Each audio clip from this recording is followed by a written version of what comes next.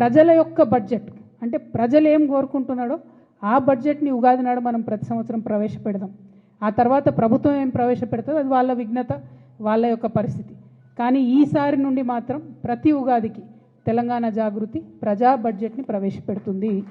ఇది మళ్ళీ చెప్తున్నా, నేను మీడియాలో చెప్తున్నా, రేపు పొద్దున జాగృతి గవర్నమెంట్లోకి వచ్చిన జాగృతి సంస్థ వాళ్ళు ప్రజా బడ్జెట్ ప్రవేశపెట్టాల్సిందే. దాదాపు 3,23,000 కోట్లతోని బడ్జెట్ పెడుతుందని చెప్తా ఉన్నారు.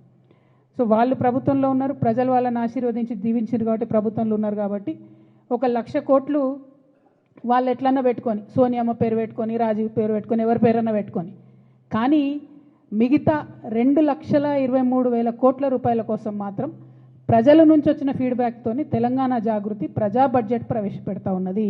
ఈ 2,23,000 కోట్ల రూపాయలు మనం చెప్పినట్టుగా ప్రభుత్వం కన్సిడరేషన్లకు తీసుకొని కేటాయింపులు జరిపినట్టయితే మేం ప్రభుత్వానికి చేసే సూచన ఏంటంటే ఇన్కమ్ జనరేట్ అవుతుంది, సంపద క్రియేట్ అవుతుంది.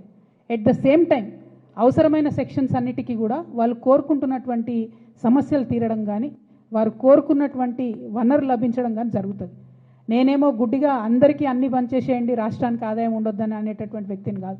సంపద సృష్టించాలి, ప్రజలకు పంచాలి, తద్వారా ప్రజల సంక్షేమాన్ని చూసుకోవాలి, అభివృద్ధి కూడా చూసుకోవాలి. సో సంపద సృష్టించే మార్గాలు ఏమున్నాయి, ప్రజలు మంచిగుండే మార్గాలు ఏమున్నాయి, వాటికి మాత్రమే ఈ 2,23,000 కోట్లు మేము కేటాయించమని చెప్పి ప్రభుత్వాన్ని డిమాండ్ చేస్తున్నాం.